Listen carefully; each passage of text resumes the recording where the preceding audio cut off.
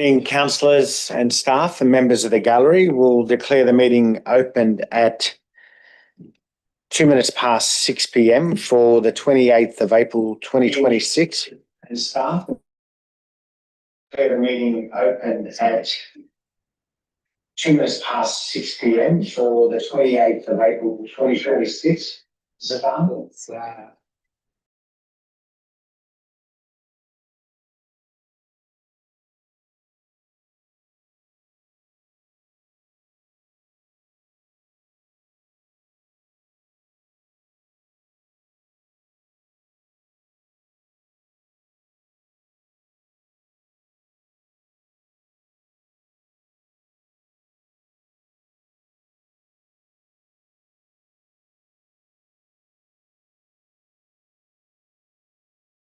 Okay, so welcome councillors again. 6:03, start of the meeting on the 28th of April 2026. Thank you for being upstanding for the council prayer. Okay.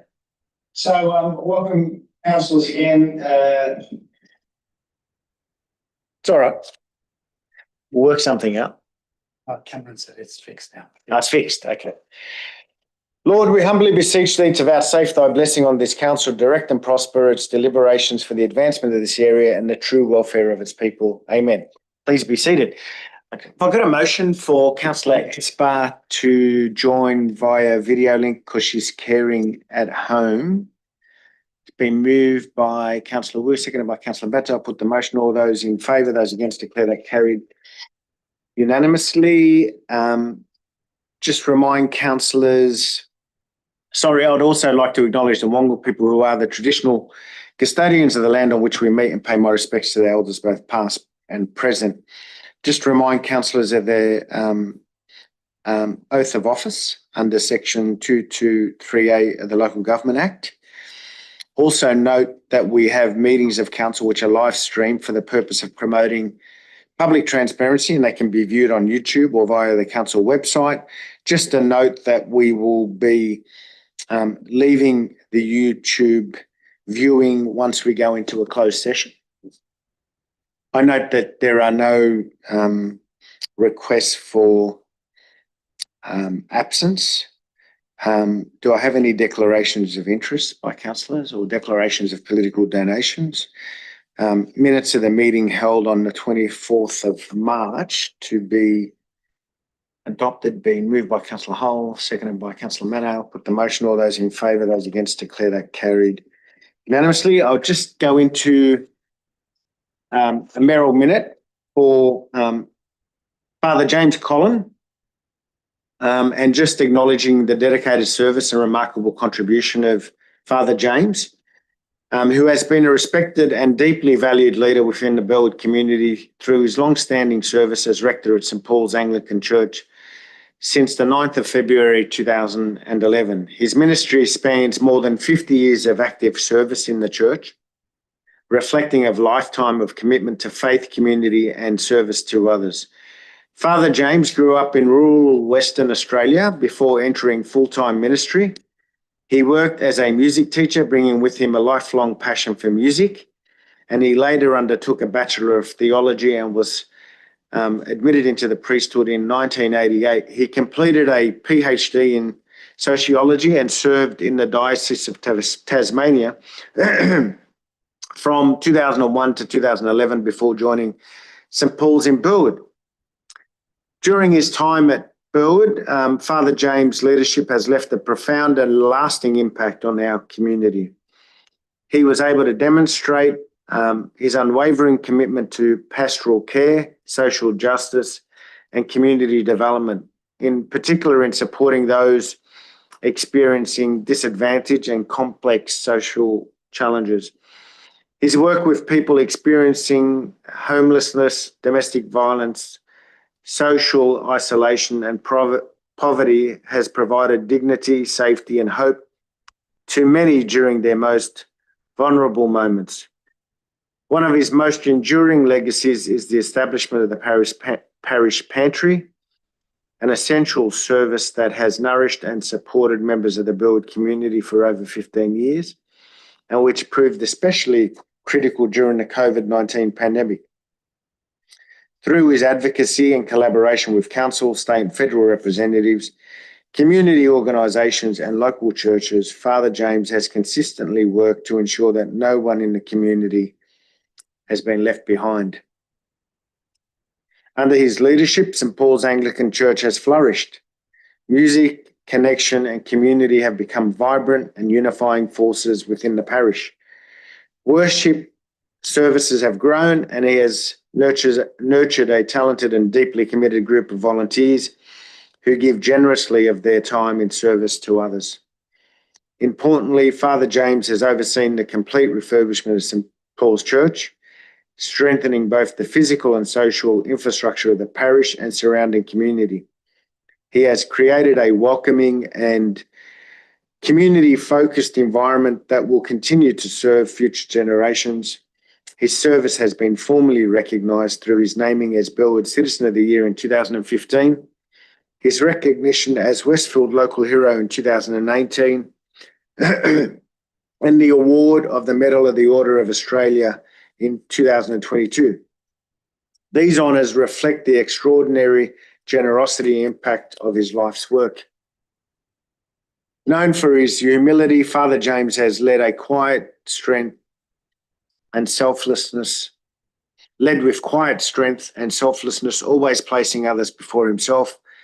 As he retires from his formal duties, I extend my sincere gratitude on behalf of the council to Father James on behalf of Burwood Council, including my fellow councillors, the General Manager, council staff and the broader community.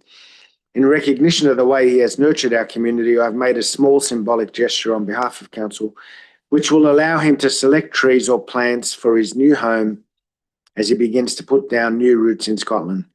Burwood is stronger because of Father James, and his legacy will continue to be felt for many years to come.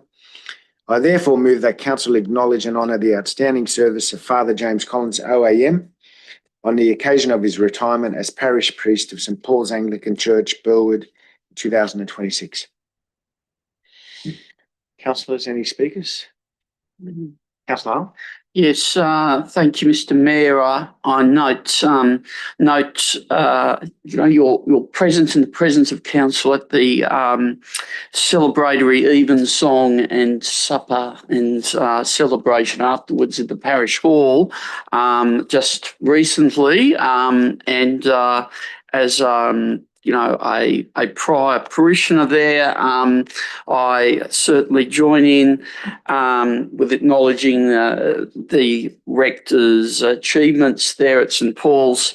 I would add actually there was one other achievement which I know is a particularly passionate commitment of the rectors, and that was the restoration of the roof at St Paul's Anglican Church, Burwood, which was contributed to, I think, by a local grant, as I recall, and it was to restore the roof to its original heritage, character and colours, which was a very expensive undertaking, as I recall, but it certainly is a significant achievement. And I would only add my own personal best wishes to the rector and his wife Helen as they retire to the Shetland Islands in Scotland, and wish them a very peaceful retirement there. It will, I imagine, be an exceedingly quiet one, given the remoteness of the location. But nonetheless, a very appropriate gift, I think, for around the planting of trees and plants. So I support the mayoral minute. Thank you, Councillor Hull. Any other speakers? And just thank you to yourself for, obviously you were there with your family as a parishioner, Councillor Hull, but to Miss Endicott Brooke and to Miriam Westwith, who were also in attendance that evening. I know the General Manager was away, couldn't attend.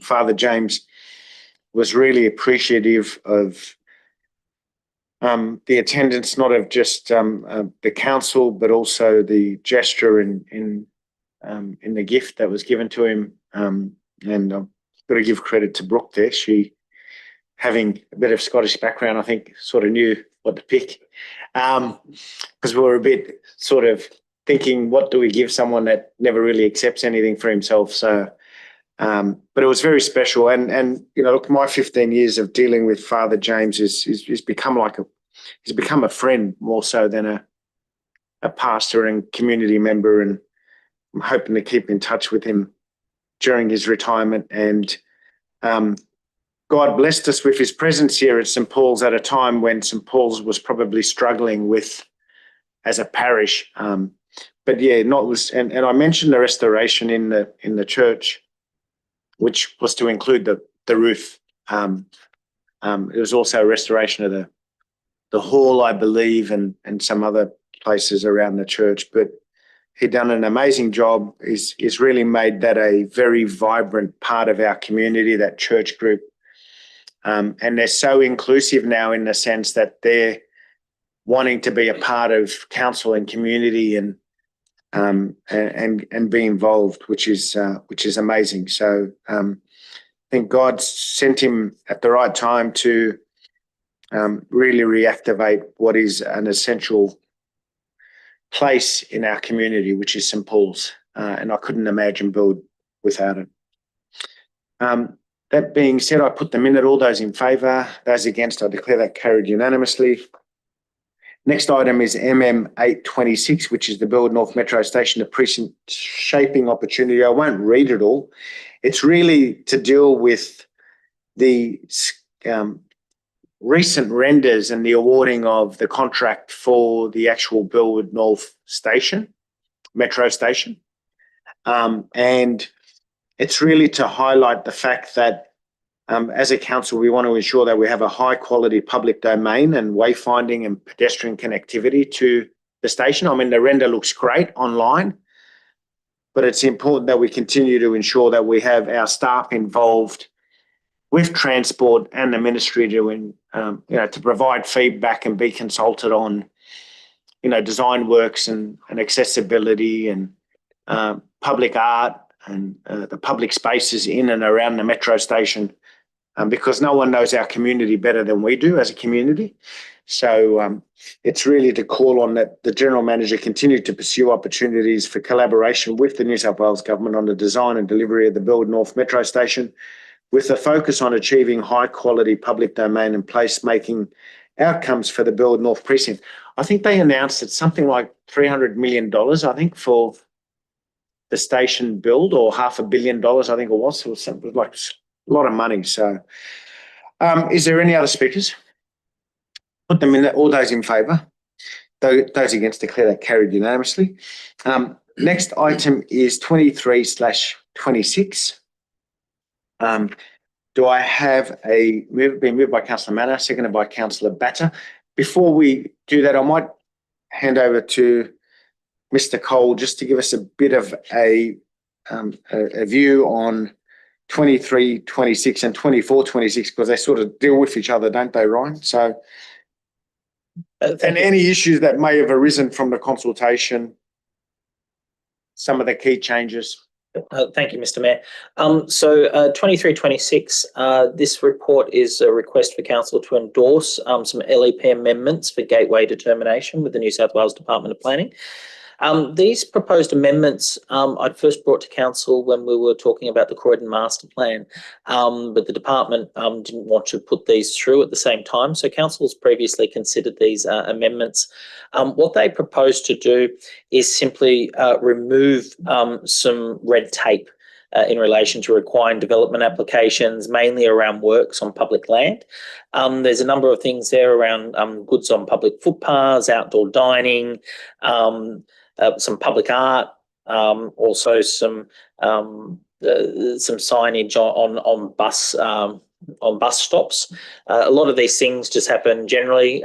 They're all on public land. We have other mechanisms under the Local Government Act to issue approvals This is just looking to remove one step from that. Was placed on public exhibition. We didn't receive any submissions in relation to this one. It did go to the local planning panel. The local planning panel was supportive of the proposed amendments, subject to just one minor inclusion, which was around some works in heritage conservation areas. However, we can deal with those via heritage exemption certificates under the LEP. So, thank you, Mr. Mayor. Any other speakers? Got a question, Councillor? Thank you, Mr. Mayor. Yes, I just noticed something that just provokes a question in my mind around the temporary use of the temporary road closure provisions. It says that on page 12 there, temporary use of council land or road for events must not be for more than 52 days. How was that period arrived at? And is it, I expect it wouldn't really be feasible to close a road for such a long period of time. But would you envisage any circumstances in which that could occur? Well, I might just hand over to the GM and then. Thank you, Mr. Mayor. Just in relation to that date, the timeline was consistent with other councils in their LEPs. That provision, I wouldn't envisage that you'd close, say, Burwood Road for, say, 52 days, but sometimes some of our back lanes, if you remember Dean Street, had the temporary closure. So something like that. So if we wanted to close it and test the idea of, say, a permanent closure or something in the future, doesn't mean that there isn't a regulatory process. That would still go via the traffic forum or the previously known as the traffic committee. So it would still have a consideration and assessment, just not the necessity to go through a DA process. Thank you for that response. Any further questions? The motion, all those in favour? Those against, declare that carried unanimously. 24/26, which is the endorsement for Gateway 2012 amendments, community infrastructure clause, been moved by Councillor Manno, seconded by Councillor Batter. Any speakers, questions? Councillor Hull, sorry. Question, Mr. Mayor. Yes, just in regards to this proposal generally, and I take it that this, is referring to, the agreements with developers regarding the overarching proposal. But can council confirm that the overarching proposal does propose further expansion of density and floor ratios into residential zones such as R1 general residential, and which could have implications for considerations like local character? Can council guarantee that this overarching proposal does not open the door to what could be considered potentially, inappropriate or maybe even unsustainable developments in residential zones? I might just stick to the question and then we'll. So the question is in relation to VPAs. Yeah, is that VPAs. Okay. That's right. I'll hand over to the GM. Attempt. Yep. Thank you, Mr. Mayor. Thank you, Councillor Hull. In relation to this clause, the clause already exists within our LEP. So it applies to the town centre and into the Strathfield town centre. So it already applies to the MU1 zones and the R1 zone, which is council's high density area. This proposal also looks to strengthen the clause. So it looks to increase the requirements for design excellence to reduce the impacts of whilst it would look to increase the density, which can already occur under the LEP via a variation to the provision through a clause 4.6. This clause looks to increase the design excellence provisions to make it a better development and reduce impacts as a result.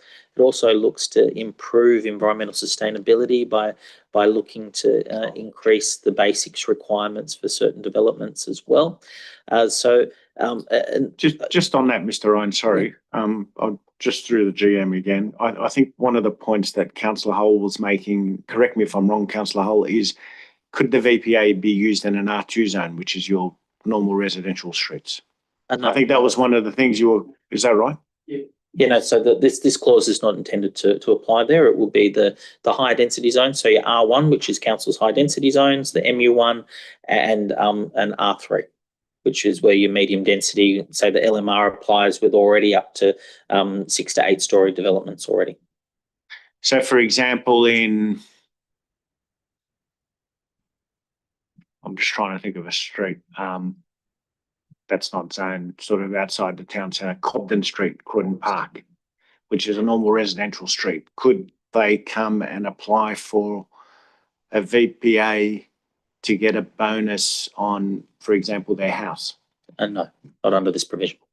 Is that what I think you were getting at, Councillor Hull, or have I missed that? Well, R1, okay, is that isn't a high density zone though, R1? R1 is. Understanding. No, R1 is. R2 is.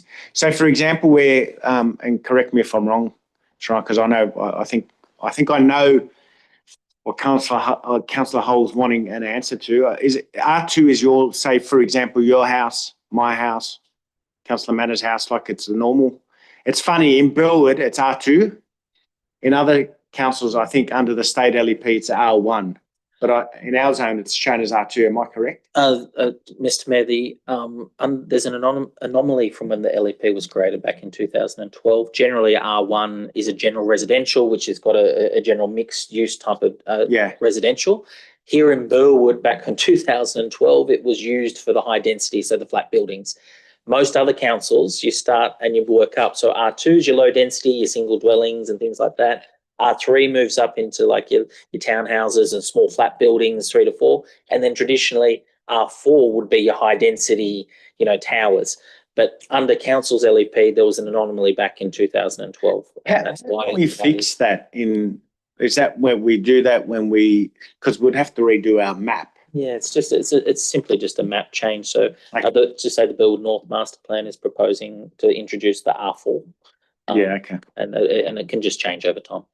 Councillor Hull? Yeah, thank you for clarifying that. I do have a further question, if I may, Mr. Mayor. The proposal refers to local infrastructure, that which is, generally provided by developers under these agreements, I take it. I wonder if we could have some further clarification about exactly what kind of infrastructure we're talking about here. I take it that we're talking about things like transport upgrades, open spaces, community facilities, that sort of thing. Does this extend, though, to things like roads? I take it that it does, and if it extends to things, for example, like widening roads or expanding bike lanes or that sort of thing, surely the state government needs to be involved with that, I would have thought. I note that, there's going to be a post-gateway consultation in that regard. But I'm just why hasn't I just want to stick with questions, Yeah, why has state government... If I allow you, then I've got to allow everyone to sort of start getting into... Yeah. I think you can debate and speak on the issue when we're ready to speak on the item, but I think just in the interest of the process, especially now with all the new protocols and keeping it a bit sort of, I guess, a bit more formalised in the sense, let's just do that question again to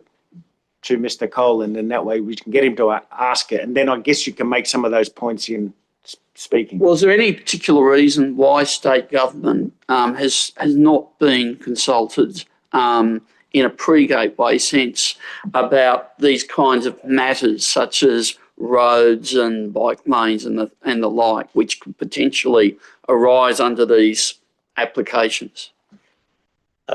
So to answer the first part of the question is that local infrastructure refers to infrastructure. I might just get to keep with the chair, just so we can keep just a bit of order. My apologies.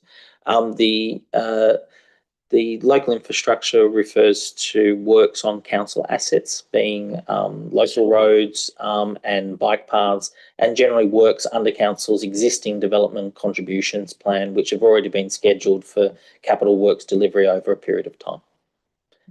So I guess in relation to the question about state infrastructure generally refers to, Parramatta Road, large infrastructure works, and this funding here is for funding council's infrastructure under the contributions plan, which has already been set.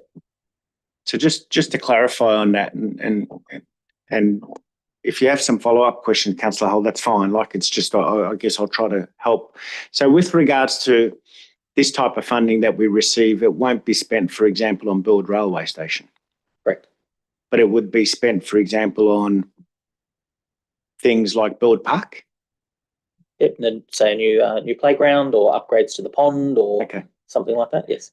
It could be used, for example, on major street upgrade works along Burwood Road or Belmore Street, for example, like. Yes, correct. Parts of maybe the football fields at Henley Park if we need to, like That's correct. With and just on that, no, I'm just trying to clarify. So I'm not being facetious or smart. Just also with regards to the VPA policy, which has been existent, and we've obviously and the VPA policy allows us to use funds, for example, in investments for council where we can return an income that goes back into. There's been some examples of that. Am I right or no? Like, did some of our funding come from? It's like a question. So can we use part of the VPA funding, for example, when we bought the uni super buildings? Could we have used some of that, or it's got to go straight into community infrastructure? In relation to that, so council has an investment strategy. One of those is council's property strategy. Okay. And in part of any return on that investment, whether it's council's VPA funds or the return on the strategy, then the funds would go back into infrastructure once at some particular. Yeah, so we can, like, there's a level. One of the other things I just wanted to ask, through the government, and then I might go to you, Councillor Hull, so through the current sort of HDA process, which is through the Housing Delivery Authority, where, for example, we've got a number of those that have sort of been approved, one of those being council's own Burleigh Street car park, that we then miss out on. We still get the council contributions, which is the 117s, but we miss out on any possible VPA.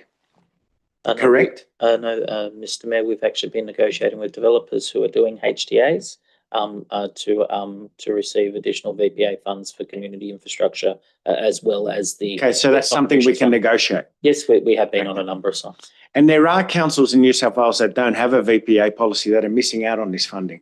Correct. And that technically means, so the VPA, just to clarify again, is not necessarily a green light for the development. It's if the panel, because it gets approved by an independent panel or through Department of Planning, it just allows us to have a policy in place to apply a mechanism to collect funding, which otherwise, if we didn't have, we would lose out on. That's correct. Okay. Councillor Hull? Under what circumstances, I mean, perhaps you could give examples, could future development applications under these proposals, and that would extend so facto to any planning agreements, what grounds could they be actually rejected by council? For example, would it be considerations such as parking provisions or local character or traffic, potential negative impacts on traffic? What grounds could such an application be rejected? Through you, Mr. Chair. In relation to any development application that's lodged, the standard merit considerations under section 4.15 apply. So they talk about impacts on social, economic, traffic, breaches of council's LEP, reasons, merit reasons under the DCP. Any of those reasons could be reasons for refusal. simply because there is an offer for a VPA does not give an application a green light. They are still required to satisfy the relevant statutory controls for merit and amenity within the local area. I think that sums it up. Any, Councillor Wood, question?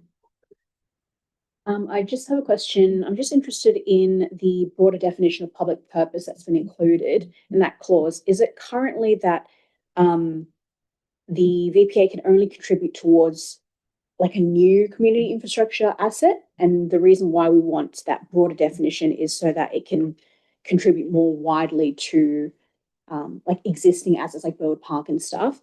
And also by introducing that clause of public purpose or that definition of public purpose, is there certain infrastructure that we haven't been able to capture through the VPA or to fund through the VPA? And if so, what type of assets? Okay. Through you, Mr. Chair, the amendment to the clause for public purpose, that definition is actually the definition under the Environmental Planning and Assessment Act. Again, our LEP, the Community Infrastructure Clause, was implemented back in 2012 prior to that public purpose definition existing. So one of the elements there is to align our LEP wording with that under the Act, and it just gives a more broader interpretation and alignment with the VPA clauses between the Act and the LEP. So it just helps streamline our... So I guess, and correct me if I'm wrong, Councillor Wu, is the funds that get put into this pool could be used for existing and or new infrastructure, like yeah, you could do a new, upgrades like you can do for example, you might want to build a basketball court in Burwood Park. Yes. It's new infrastructure in an existing, you could do that. Okay. Yeah, or you want to do an extension to a community facility or something like that. Mm-hmm. Okay. Any other questions? Does that answer that? Councillor Hull, did you have any other questions? Yeah, there was just one other question I had. Could you briefly explain what is meant by the basics, energy targets and water targets that are referred to in the paperwork, and how that can be exceeded by 10% in accordance with the proposals being considered? Absolutely. So for every development application that's lodged, there's a requirement that they meet what's called the State Environmental Planning Policy for basics. Basics is minimum energy and thermal ratings, minimum water ratings, just to help improve the energy efficiency of buildings throughout the state. This has been in, I think, don't quote me, but about 2008 or something that came in. And when you build a new building, you enter in the types of materials and the development, and basics, it's a website that spits you out a number, and there's a minimum number you have to meet, and essentially there is a provision there that says, well, if you want to activate this, then you need to do 10% better than what that number says. It's a consistent clause to what Canada Bay has in their LEP and some other councils as well, about trying to, if you're looking to get bonuses, then there's you have to provide better environmental or thermal quality as part of the development. Just on that, so there's a minimum you've got to achieve through a basics, yep, which is done by an independent consultant that's got to assess that. Mm-hmm. So if we're saying now you're going to get, for example, a bonus, it's 10% or whatever, are we saying you have to provide an extra 10% on your basics or no? Yeah, it's just an increase, 10% on the minimum number that you've got. Okay. So whatever that minimum number is, then you provide 10%. Well, and what does that mean? Like, I mean, because obviously with housing affordability, construction costs, like increasing 10% on that could technically mean, like we need to sort of do some measurements on this. I mean, we could put it through tonight, but we need to do some examples, because that could end up costing $20,000 an extra. We don't know. I don't know. I'm just being a devil's advocate here. Yeah. And then we're thinking, well, for a 10% uplift, you're adding $30,000 to the cost of an apartment, which isn't really creating housing affordability. Do you know what I mean? Like, I think we just need to, and is there a requirement from us to say that if you're applying a VPA, you have to, I get the intent, but is there, I guess my question, is there a requirement that we have to add that to a basics? No, to answer, there's no requirement to do that. And that some more investigation could be done post Gateway and prior to the finalisation. I think so, because it might mean Well, we'll get out of questions and then I'll explain why. Is there any other questions? Okay, so any speakers? That was moved by Councillor Manner and Batter. Speakers? Okay, any other speakers? Okay, the reason why I raise that is because technically it could mean you can be building a building, you get a VPA on there. The only way you're going to get a 10% increase, if that's our policy on your basics, is you might have to electrify the whole building, which is sort of a de facto way. And I'm not really sold, and I think I've had this discussion with people on our sustainability committee. I'm not really sold on eliminating gas fully and electrifying everything because I haven't seen the science behind it yet. Like, I'm not sold fully. I mean, I can understand with coal, I can understand with moving some vehicles. I don't think pushing everything on electrification at the moment helps our grid either, because I don't think our grid can sustain it. So we need to ensure that we guarantee supply on the grid before we start to just convert everything. I know solar's coming in.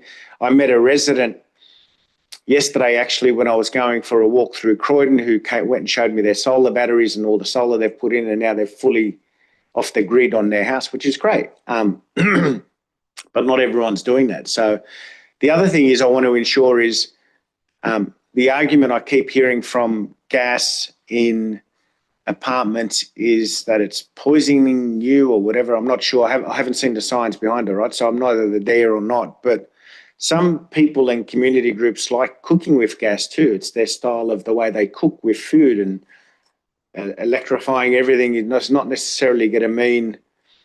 So I guess my concern is, and my question is, we just need to ensure that it's by introducing some of these changes. It might be really good. I get the intent, which is not bad. Like, it might mean you could do it by placing a further heat pump on your water supply, which is not a bad thing, right? Or it could mean that you put an extra 2 panels of solar on the building, which is fine. I just want to ensure it doesn't become a problem where we're adding so much cost to the apartment and or reducing or eliminating gas from buildings, and then you have all these other, in 10 years' time, everyone's going to be on electricity, and guess what? We're getting blackouts everywhere because our electricity grid can't keep up with the added supply. And we've got such an abundant amount of gas in Australia. I'm not sure. I'm not really. I've got to dedicate some time to sit down, I think, and do some study around gas. I mean, you've just got a whole war happening in the Middle East, and the biggest choke point for gas through Qatar, which is the biggest supplier of natural gas to the world, and we've got more supplies than Qatar, and we're not using it. So I don't know what the issue is there. But anyway, I've actually had chats with the Premier about this. We were talking about this a couple of weeks ago. But in saying that, so that's my concern. I just want to make sure we don't, I guess, put impositions or policies in place in policy that looks great and sounds great and makes us feel really good, and then we do a bit of analysis, and guess what? You'll get someone coming to you and saying, well, we didn't proceed with the VPA because we worked out by increasing 10% on the basics could cost us another 20 or 30,000 on an apartment, and it's not worth it. Like, do you know what I mean? We just need to. So when we do stuff like that, it's fine. Let's just make sure we do a bit of stuff behind it, I think. Any other speakers? Put the motion. All those in favour? Those against, declare that carried unanimously. 25/26, policy housekeeping, which I think is just a bit of a cleanup. General Manager likes to do a bit of cleanup. Moved by Councillor Batter, seconded by Councillor Hull. Yeah, I Which just have a question? question as Yep. well, Mr Mayor, if I may. Just in respect of the removal of some of these policies, the off-street car parking code, could just for my benefit, could we just be reminded what that policy says?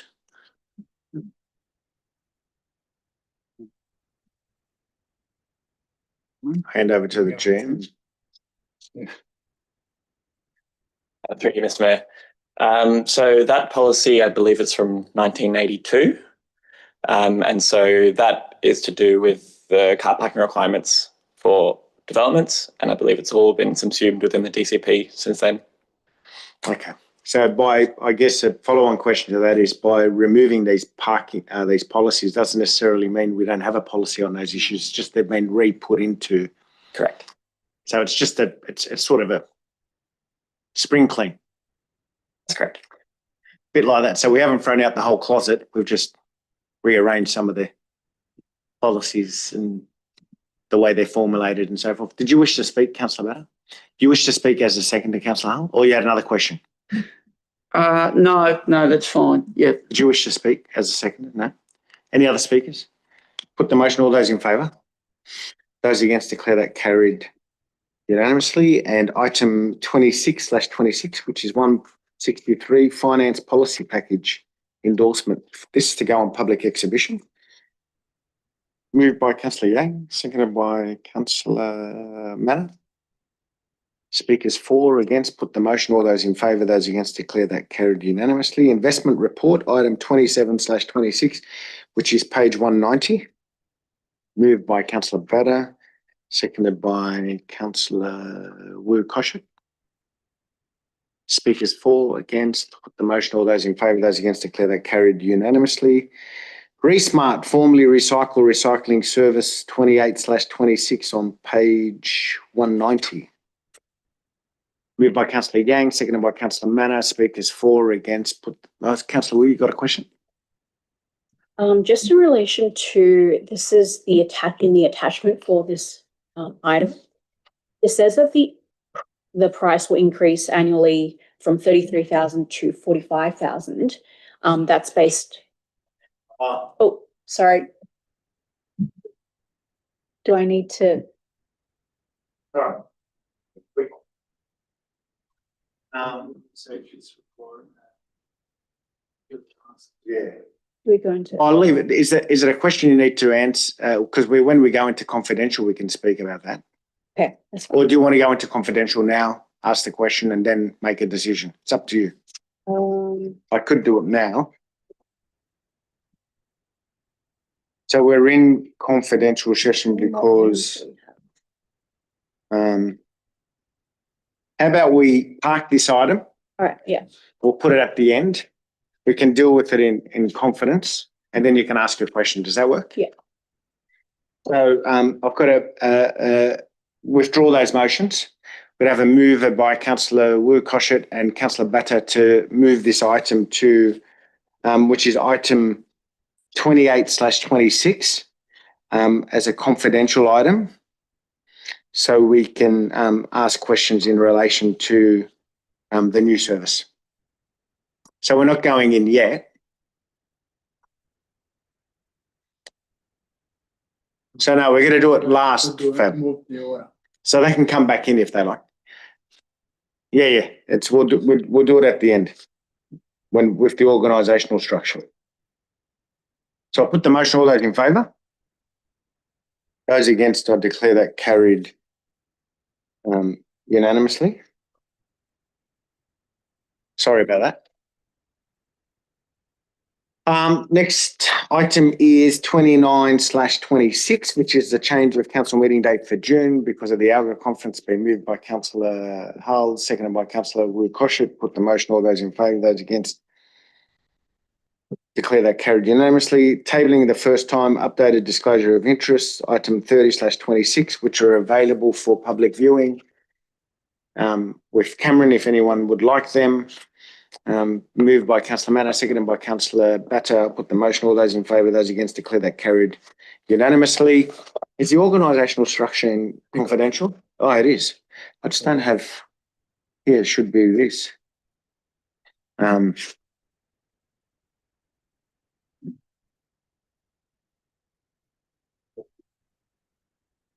So we've got two late items. Sorry, one late item and a confidential item. But how come it's not on the council business papers? On this one? I know it's on that. Attachment for the resmart. No, I've got it. I'm just trying to work out, like on the council business papers they would have.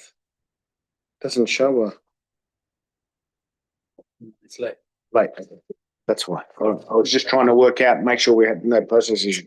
So we're going to go into confidential session. There's two items. One is item 31/26, which is the organisational structure review, and the other one is in relation to item 28/26, which is the Resmart recycling service. The reason we're going into confidential item and to the exclusion of the press and public, and we won't be live streaming, is because of is in accordance with section 10A2A of the Local Government Act 1993, as the matters involve personal matters concerning particular individuals or are commercially in confidence. So I have any objections? Put the motion. All those in favour? Those against, declare that carried unanimously. Don't go yet. I need you guys for the Resmart. We're going to deal with the Resmart first, and then we can do the. So Is that okay? We'll interrupt the recording and the